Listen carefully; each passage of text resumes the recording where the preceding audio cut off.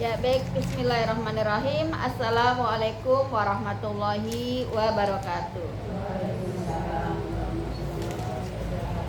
Alhamdulillah, innalhamdulillah nahmaduhu wa nasta'inuhu wa nastaghfiruhu wa na'udzubillahi min syururi anfusina wa min sayyiati a'malina may yahdihillahu fala mudhillalah wa may yudlil fala hadiyalah. Asyhadu an la ilaha illallah wa asyhadu anna Muhammadan abduhu wa rasuluh. Rabbi shrahli sadri wa yassirli amri wahlul 'uqdatam min lisani yafqahu qawli, amma ba'd. Gimana, sehat semua ibu-ibu? Alhamdulillah sehat. Awal bulan sehat banget ya, insyaallah. Ya alhamdulillah ya, kita tetap bersyukur. Awal bulan, tengah bulan, akhir bulan, bahkan berbulan-bulan kita tetap bersyukur ya. Kita panjatkan puji syukur kehadirat Allah Subhanahu wa taala yang telah memberikan nikmat yang banyak kepada kita semua ya. Mudah-mudahan nikmat-nikmatnya Allah berikan kepada kita menjadikannya kita semakin bersyukur ya, dengan cara kita meningkatkan amal soleh. Salawat serta salam semoga senantiasa tercurah kepada Nabi kita Nabi Muhammad Sallallahu Alaihi Wasallam beserta keluarga dan para sahabatnya. Alhamdulillah kita bisa melanjutkan kajian kita yaitu tadabbur Al-Quran yang sudah masuk di ayat 127 ya. Jadi ayat sebelumnya di ayat 125-26 ya, Nabi Ibrahim berdoa kepada Allah agar diberikannya keturunan ya, anak cucu Nabi Ibrahim, menjadikannya hamba yang taat, berserah diri kepada Allah ya. Juga di ayat 126, wa id qala Ibrahim rabbi al hadza baladan amina warzuq ahlahu minas samarat ya. Nabi Ibrahim berdoa kepada Allah agar Allah menjadikan negeri Mekah itu negeri yang diberkahi ya, yang di situ Allah berikan banyak rezeki ya, tentunya baik yang beriman ataupun yang tidak beriman, yang merupakan mereka adalah anak keturunan Nabi Ibrahim. Tapi bedanya kalau yang tidak beriman berarti karunia-Nya atau rezekinya yang Allah berikan sebatas di dunia. Baik, kita langsung ke ayat selanjutnya, ayat 127. Sudah dibuka ayat 127? Ya, saya ayat 127. A'udzubillahi minasyaitonirrajim. Bismillahirrahmanirrahim. Wa id yarfa'u Ibrahim. Dan ingatlah ketika Ibrahim al-qawaida minal baiti wa Ismail, meninggikan qawaid ya, pondasi. Nah, pondasi minal bait wa Ismail, yaitu pondasi dari Baitullah, yaitu di sini yaitu Ka'bah bersama Nabi Ismail putranya, pada saat itu masih kecil ya. Nah, ini Allah mengabarkan ya tentang bagaimana Nabi Ibrahim membangun kembali Ka'bah ya bersama putranya yaitu Ismail.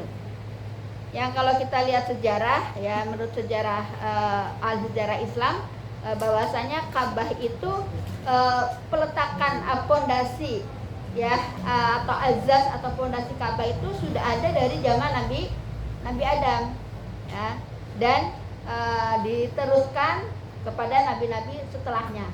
Nah, pada saatnya sampai kepada Nabi Ibrahim, di mana atas izin Allah ya, bahwa Ka'bah itu ditemukan di Mekah, dan pada saat itulah ya Nabi Ibrahim meninggalkan keluarganya, yaitu pada saat itu Siti Hajar dan Ismail ya. Pada saat itu Nabi Ismail masih kecil ya, yang di situ kita bisa ambil ya banyak hikmah atau pelajaran ya, bagaimana hubungan antara seorang bapak dan seorang anak ya, yang di sana ada dialog. Tapi sebelumnya juga, sebelum Nabi Ibrahim dan Ismail membangun Ka'bah itu tadi ya, jadi Ka'bah itu sudah ada ya sejak zaman Nabi Nabi Adam. Dan perkiraan ketika Nabi usia 35 tahunan ya di tafsir Ibnu Katsir diceritakan itu dibangun kembali ya. Pada saat itu Nabi belum dapat wahyu. Dan di hadis di tafsir Ibnu Katsir ceritakan konon pada saat itu ya ada di Ka'bah itu masih bentuk tumpukan-tumpukan bangunan saja, belum ada atapnya, batu-batu, tumpukan batu itu. Nah pada saat itu orang-orang musyrikin pada saat itu ingin menaikkan atapnya gitu ya. Diceritakan di tafsir Ibnu Katsir pada saat itu ada saudagar Romawi ya yang berlayar di dekat pantai Jeddah dan mengalami ombak gitu ya, sehingga kapalnya pecah dan terdampar. Nah kayu-kayunya itu diambil oleh penduduk Mekah pada saat itu. Nah, dan pada saat itu juga di dalam Ka'bah itu sendiri itu ada diceritakan di tafsir Ibnu Katsir ada ular ya, ular besar yang suka bertengger di Ka'bah ya. Dan ular itu orang-orang pada saat itu kan suka memberikan kayak semacam sajian ya, melemparkan keyakinan mereka itu memberikan ini ya, pengorbanan gitu ya kepada Tuhan, kepada yang dimaksud ada punya kekuatan di situ gitu ya. Sehingga di situ ada satu diceritakan ya, ada ular besar yang suatu saat muncul ya, dan orang-orang di situ takut gitu, sehingga Allah di situ turunkan burung dan dibawa oleh burung tadi. Nah disitulah lalu orang-orang musyrikin Mekah membangun Ka'bah, yaitu dengan memberikan atap yang pada saat itu dapat dari pecahan kapal ya, kapal yang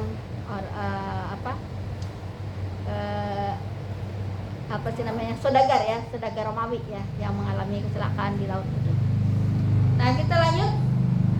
Jadi di antara hikmah yang luar biasa antara dialog antara Nabi Ibrahim dengan Ismail ya, bisa kita lihat ya di surat As-Saffat ayat 102. Bagaimana dialog antara Nabi Ibrahim dan Nabi Ismail ya, ketika datang perintah Allah ya pada seorang ayah yang di situ padahal Nabi Ibrahim sudah lama mengharapkan kehadiran anak, tapi di situ disuruh mengorbankan Ismail. Itu kita ambil pelajaran ya. Ada dialog yang dilakukan oleh seorang ayah ya, itu Nabi Ibrahim di ayat 102 ya, surat As-Saffat itu surat yang ke-37 setelah surat Yasin ya. 102 Bismillahirrahmanirrahim. Fa amma balagha ma'ahu sa'ya qala ya bunayya, maka ketika anak itu sampai pada umur sanggup berusaha bersamanya, qala Ibrahim berkata ya bunayya. Jadi ini komunikasi yang komunikasi yang lembut ya, komunikasi yang ada ikatan ya, yang kadang di sini terutama zaman sekarang ya, itu kehadiran seorang bapak dalam pendidikan anak itu jauh. Nah, di sini padahal di Al-Qur'an banyak ya menceritakan bagaimana komunikasi antara seorang anak dan bapak. Ya, misalnya ini tadi Nabi Ibrahim, ada Luqman di surat Luqman. Terus ada apa lagi? Ada Yakub ya. Ini komunikasi ini menunjukkan bahwa dibutuhkan peran seorang ayah dalam pendidikan anak, itu hikmahnya. Ini aroni fil manami.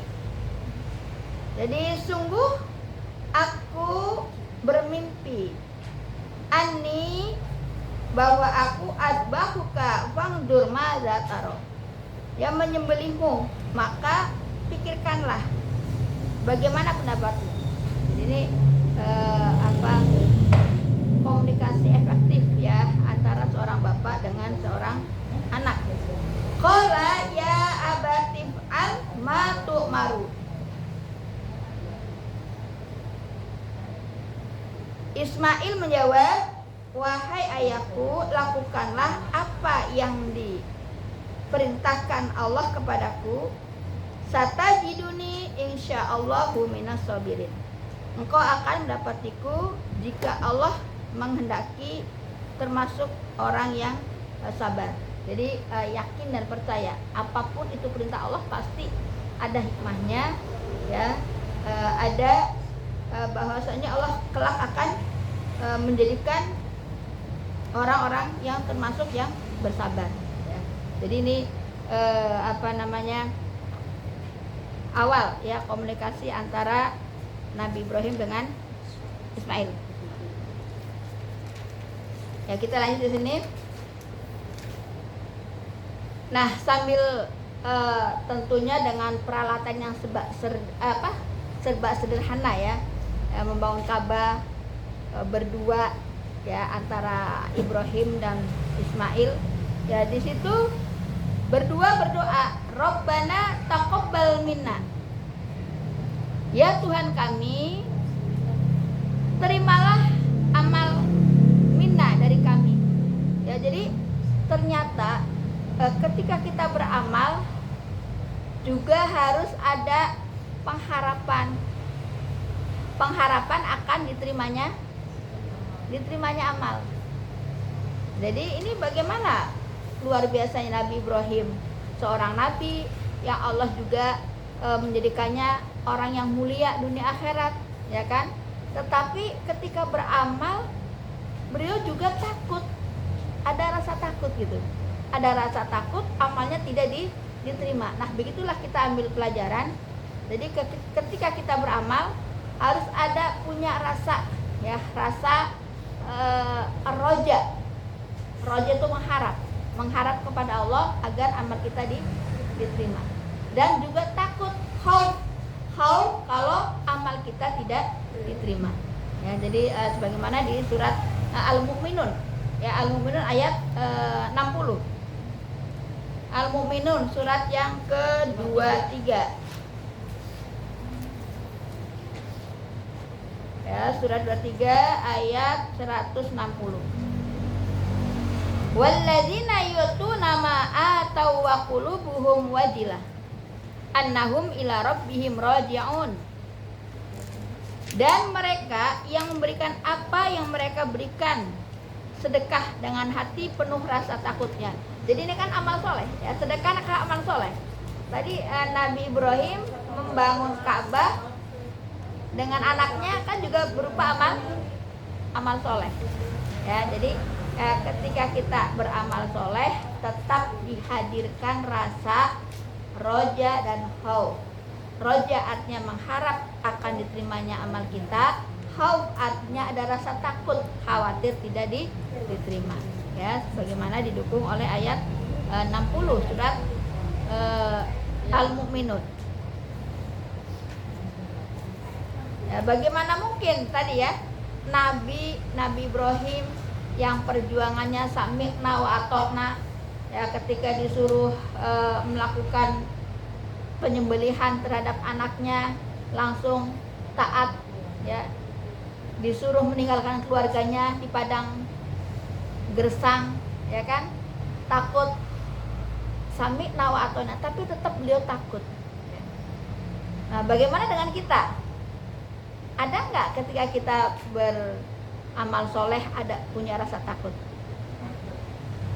Rasa takut tidak diterimanya amal kita.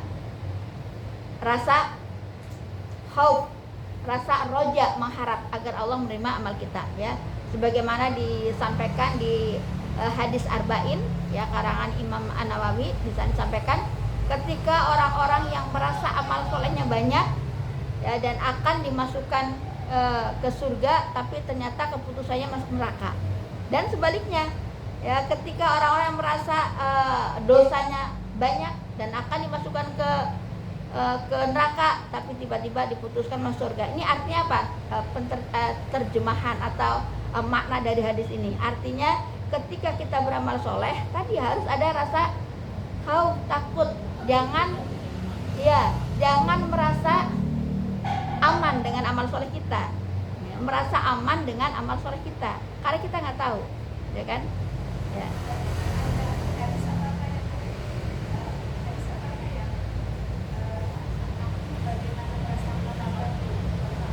Oh, itu ayat bukan hadis. Ya. Jadi Allah tergantung dengan perasaan hamba kita. Makanya kita selalu bersangka baik kepada Allah. Kalau kita nyangkanya buruk kepada Allah, ya bisalah terjadi keburukan. Ya harus punya berprasangka. Jangankan sama Allah, sama sesama makhluk pun kita nggak boleh berprasangka buruk, ya kan? Nah, begitu juga dengan kita berprasangka baik ya kepada Allah. Apapun kejadian yang menimpa kita, kalau menurut akal sehat kita mungkin dinilai kayaknya nggak nyenengin gitu ya, nggak sesuai dengan apa yang kita inginkan, tapi tetap berprasangka baik gitu. Jadi mengedepankan berprasangka baik kepada Allah gitu. Ya, itu hadis, bukan hadis, Al-Quran ya, ayat. Jadi memang itu yang harus kita tanamkan pada diri kita, menanamkan ada sikap ya, prasangkaan baik kepada Allah apapun keputusan itu. Ketika apa yang kita terima sesuatu yang kita nggak suka, tetap berprasangka baik, karena pasti di situ ada hikmahnya ya, sebagaimana surat Al-Baqarah ayat 216 ya, kutiba lakumul qital wa huwa kurhul lakum wa asa an takrahu syai'an wa huwa khairul lakum. Boleh jadi kamu nggak suka ya dengan keburukan ya, padahal apa, wa huwa khairul lakum, padahal itu baik bagimu, ya kan? Wa asa an tuhibbu syai'an wa huwa syarrul lakum. Boleh jadi kamu suka dengan suatu yang kamu cintai, padahal wa huwa syarrul lakum, di situ ada keburukan. Wallahu ya'lamu wa antum la ta'lamun, karena engkau nggak tahu, sedangkan Allah maha tahu. Ya, jadi tetap dipasang itu, apapun kondisi yang menimpa kita berbaik sangka. Ya, gitu.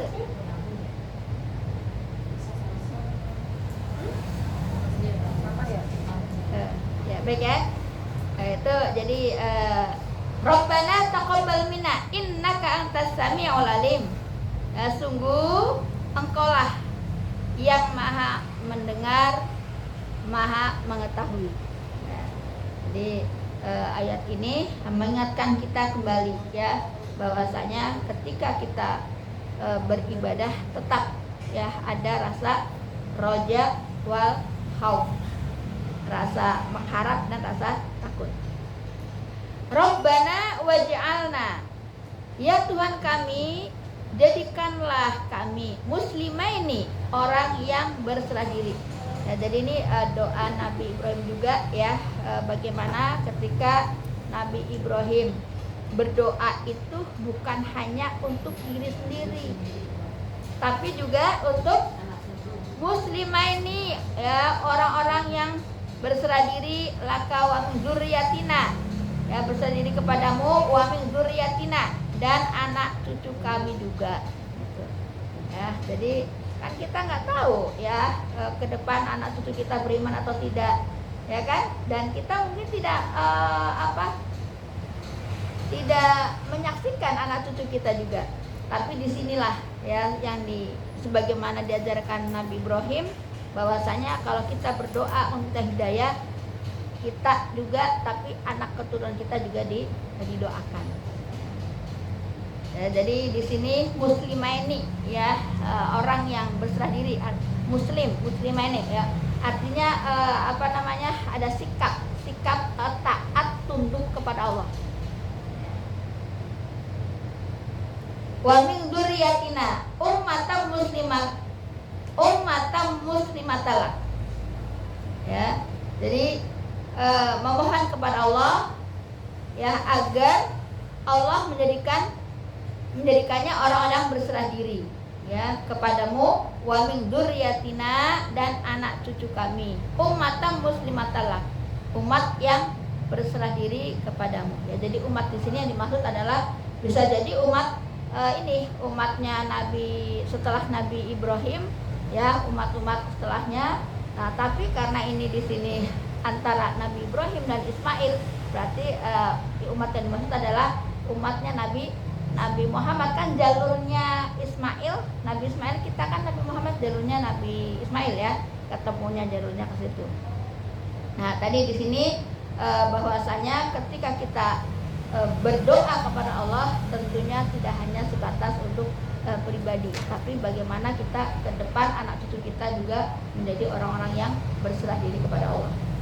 Kenapa? Karena tentunya kita bermimpi atau bercita-cita, ya, bersama keturunan kita, bukan hanya di dunia, tapi di akhirat. Dan sebagaimana di surat Ar-Ra'd ayat 23.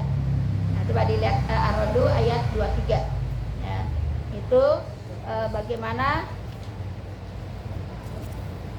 Allah mengumpulkan orang-orang yang beriman dengan keluarga-keluarganya.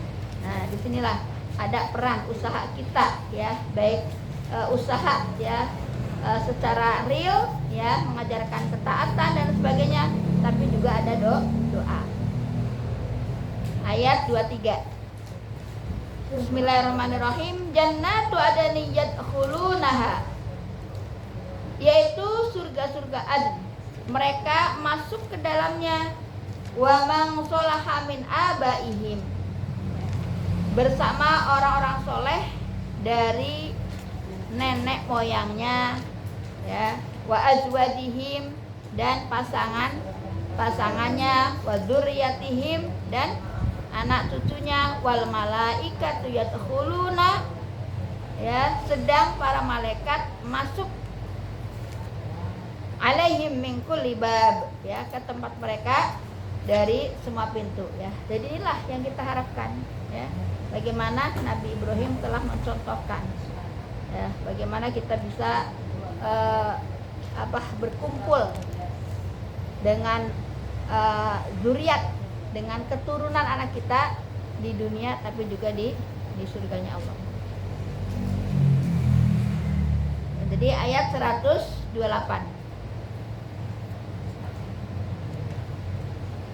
Wa arina manasikana wa tub alaina, dan tunjukkanlah kami cara-cara melakukan ibadah. Ya, manasik itu artinya cara-cara, ya, cara-cara beribadah, yang kalau di sini berarti terkait dengan ibadah haji. Cara-cara melakukan ibadah, dan terimalah tobat kami, masya Allah, ya.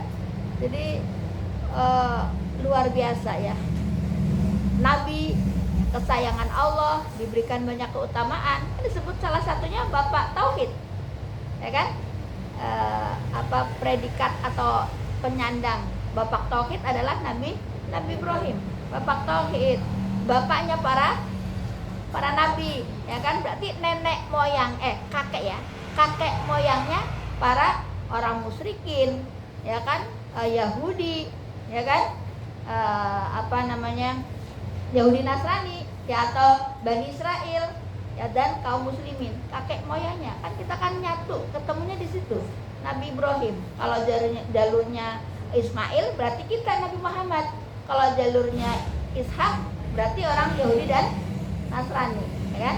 Berarti Nabi Ibrahim adalah kakek moyangnya, baik orang musyrikin, ya, orang muslimin, orang Bani Israel, atau Yahudi, atau ahli kitab, ya, Yahudi dan Nasrani, karena ketemunya di situ.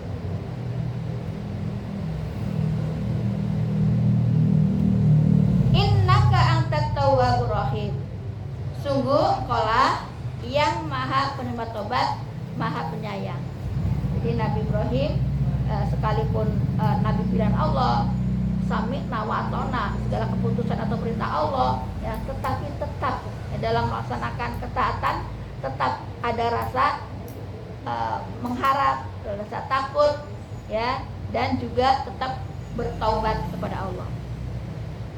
Lalu doa yang ketiga, Rabbana wab'ats fihim, ya Tuhan kami, utuslah di tengah mereka rasulam minhum, ya, seorang rasul dari kalangan mereka sendiri.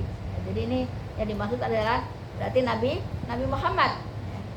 Nabi Muhammad hadir ya di tengah-tengah kaum musyrikin pada saat itu ya. Jadi nabinya dari kalangan mereka sendiri.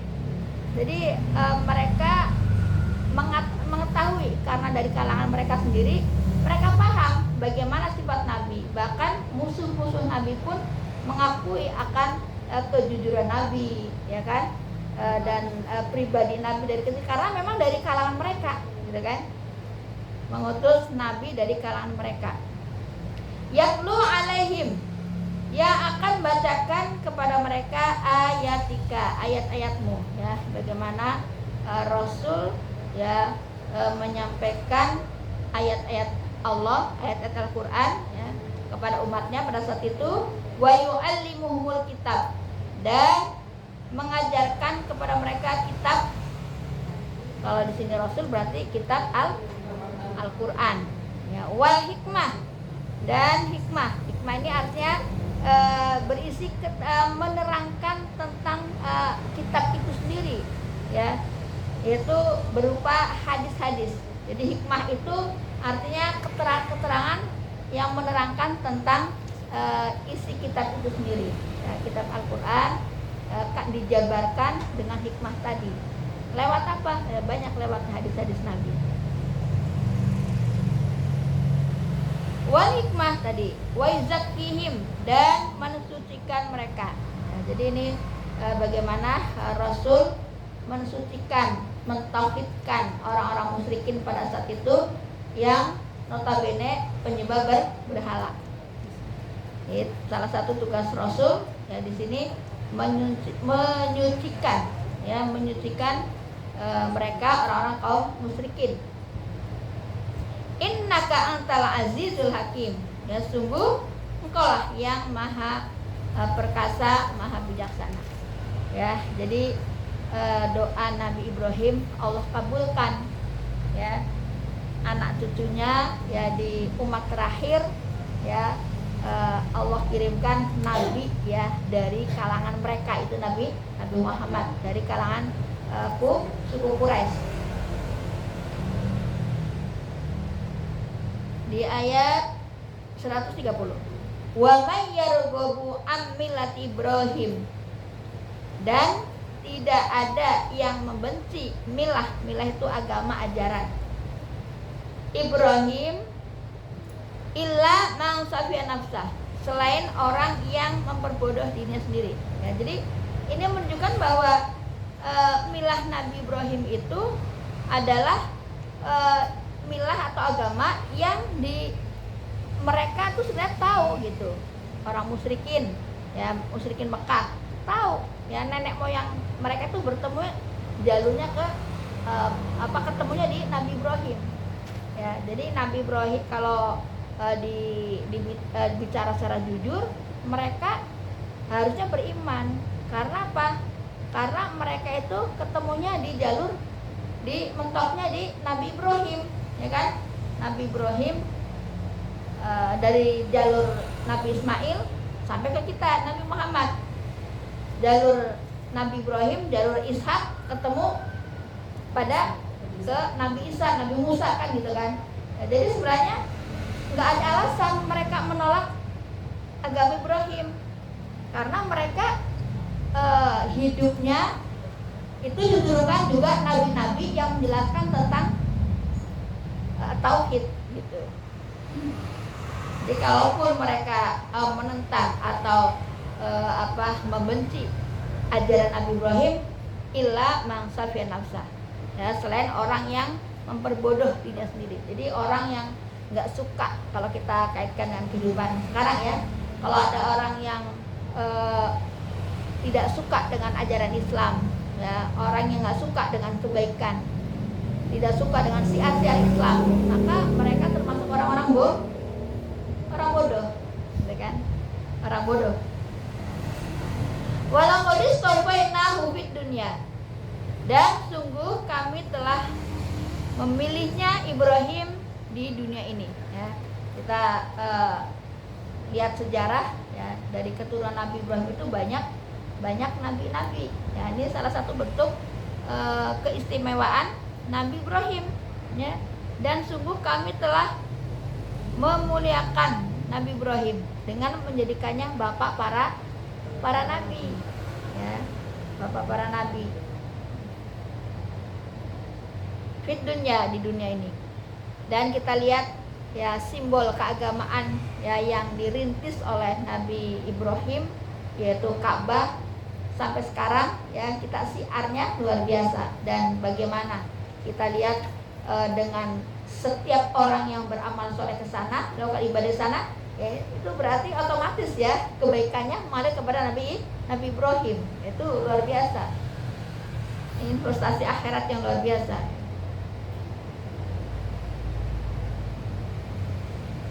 Wa innahu fil akhirah, dan sesungguhnya di akhirat laminas sholihin, dia termasuk orang-orang soleh. Ayat 131. Wa id qala lahu rabbu aslim. Ingatlah ketika Tuhan berfirman kepada Ibrahim, berserah dirilah. Jadi maka tadi ya Nabi Ibrahim sami'na wa ata'na. Ketika disuruh berserah diri, apa jawabnya? Qala aslamtu li rabbil alamin. Dia menjawab, aku berserah diri li rabbil alamin, kepada Tuhan seluruh alam. Inilah salah satu karakter Nabi ya yang bisa kita ambil. Ya, begitu perintah Allah datang, maka sami'na wa ata'na. Ya, tidak ada pakai nawar. Kalau kita masih pakai nawar, ya. Suruh pakai kerudung, ntar panas, masih panas. Ya, suruh ini.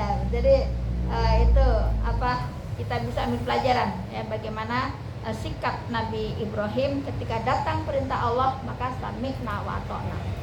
Ini yang harus kita ambil pelajarannya. Jangan pakai banyak nawar. Yang banyak nawar karakter siapa, Bu, yang sudah kita pelajari? Yahudi. Yahudi ya. Jadi kalaupun kita ketika kita mentadaburi Al-Qur'an, kita di situ cerita tentang Bani Israel, Yahudi, Nasrani, Al-Kafir, kita harus hati-hati. Mungkin kita tidak secara fisik ya nyata kita mengikuti agama mereka, tapi secara tidak sadar kadang kita mengikuti karakter mereka yang ngeyel, yang banyak nawar gitu kan. Nah, inilah yang harus kita pahami. Semoga kita tidak termasuk mengikuti karakter mereka. Ayat 132. Wa wassa biha Ibrahim, dan Ibrahim mewasiatkan ucapan itu banihi ya kepada anak-anaknya. Wa Yaqub, demikian pula Yakub. Nah, jadi ini bentuk perhatian kepada keturunannya ya. Jadi mewasiatkan satu agama yang Allah ridhoi, yaitu Islam. Wa wasobiya Ibrahim banihi ya. Dia Ibrahim mewasiatkan ucapan itu kepada anak-anaknya. Jadi mewariskan akidah, ya, mewariskan keyakinan satu, mengesahkan Allah. Begitu juga di sini wa Yaqub ya, dan demikian juga pula Nabi Yakub. Ya, Nabi Yakub juga sama ya, mewariskan tauhid kepada anak-anaknya, kepada keturunannya. Ya bani ya innallaha astafa lakumuddin. Sesungguhnya Allah telah memilih agama ini untukmu. Fala tamutunna illa wa antum muslimun. Maka janganlah kamu mati kecuali wa antum muslimun. Ya, kecuali kamu dalam keadaan muslim, berserah diri, taat. Nah, inilah ya seorang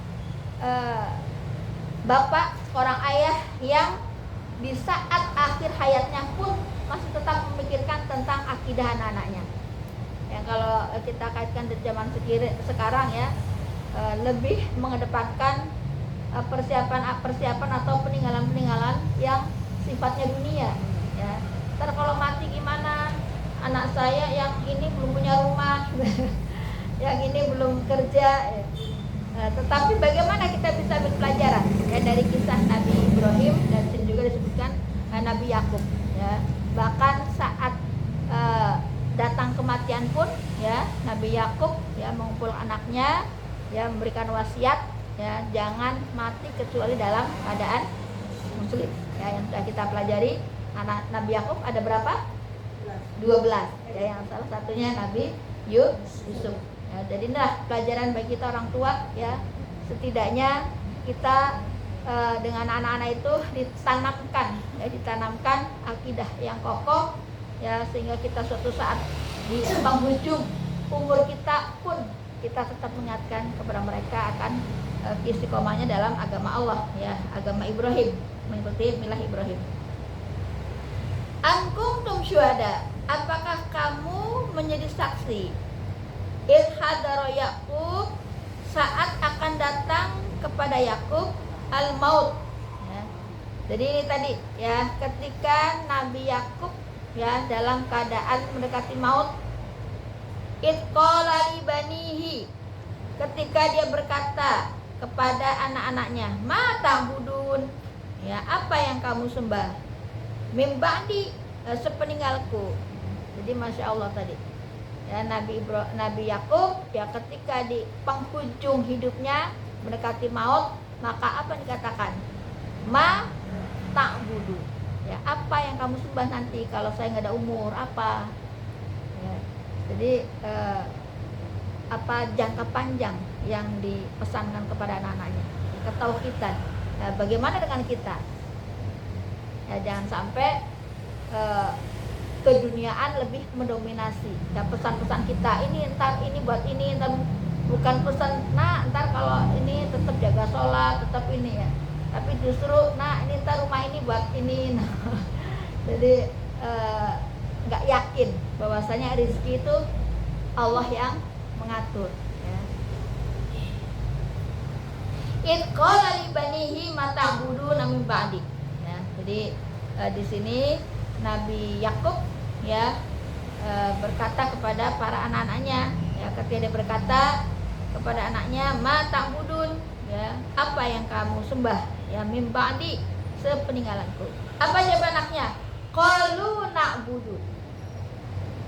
Mereka menjawab, kami akan menyembah ilahaka wa ilaha abaika, ya, Tuhanmu, wa ilaha abaika, dan Tuhan nenek moyangmu, ya.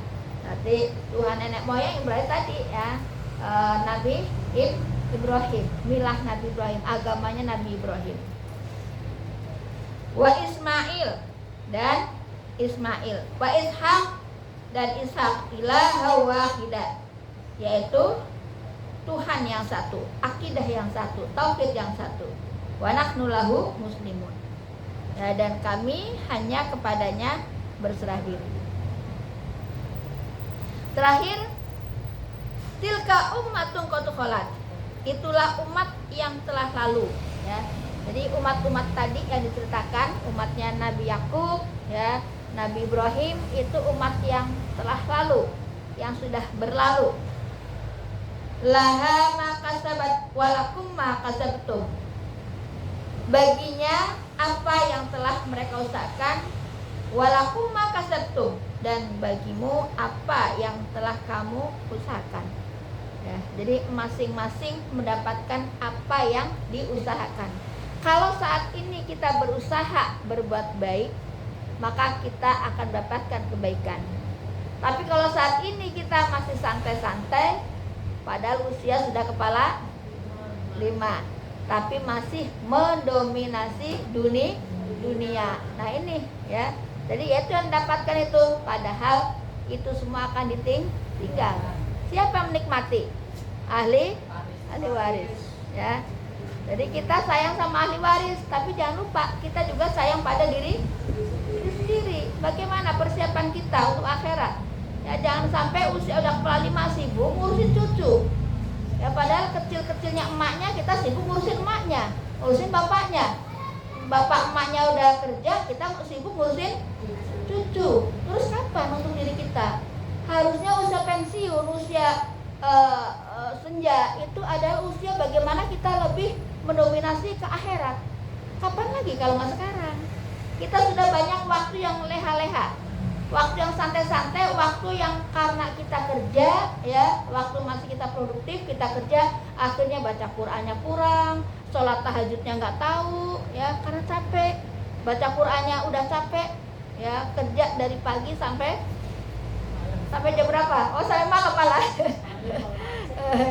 ya sampai rumah malam ya. Nah, terus kapan untuk kita mengasihani diri kita sendiri ya, kalau bukan sekarang ya. Jadi kalau kita mengusahakan kebaikan ya akan kita mendapatkan kebaikan. Tapi kalau kita santai-santai, padahal ya di luar sana banyak kita temui juga orang-orang yang serius ya dengan akhirat. Dia sibuk beramal soleh, sibuk mengumpulkan kebaikan-kebaikan. Tapi kita, masya Allah ya, wala tus'aluna amma kanu ya'malun, dan kamu tidak akan diminta pertanggungjawaban tentang apa yang yang dahulu mereka kerjakan ya. Jadi semua masing-masing kembali kepada kita, apa yang kita lakukan itulah yang kita pertanggungjawabkan ya. Sekalipun kita emang tugas harus menyampaikan ya, menyampaikan dakwah kebenaran, itu pun hanya sebatas fadzakir innama anta mudzakir, sampaikan, sesungguhnya kamu hanya menyampaikan. Jadi tidak ditanya kenapa tetangganya gak ngaji ya, kita punya jawaban. Udah buka pengajian ya di jalan apa nih namanya Bu, Cempaka Baru 7. Saya udah, kalau ditanya nanti ya kan Buning ditanya kenapa Buning tetangganya nggak ngaji, punya jawaban ya Allah, saya udah buka setiap minggu sore ya, tapi mereka nggak datang. Kalau guru saya bilangnya buka warung guru tafsir saya bilangnya buka warung ya, buka pengajian gitu ya. Jadi minimal kita punya hujah di hadapan Allah kalau kita sudah membuka diri untuk kebaikan, jalan kebaikan. Ya, mungkin itu saja. Wallahu a'lam bishawab. Yang sedikit ya, berapa ayat ini ya, mudah-mudahan bisa kita menginspirasi ya, menginspirasi bagaimana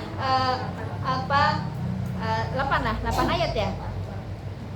Ya, bagaimana nabi-nabi terdahulu kita, kakek moyang kita Nabi Ibrahim ya, mencontohkan ya keistiqomahannya, keteguhannya, ketaatannya ya kepada Allah Subhanahu wa ta'ala. Ya baik, itu saja, nanti bisa disambung dengan pertanyaan-pertanyaan dari saya. Billahi taufiq wal hidayah. Wassalamualaikum warahmatullahi wabarakatuh.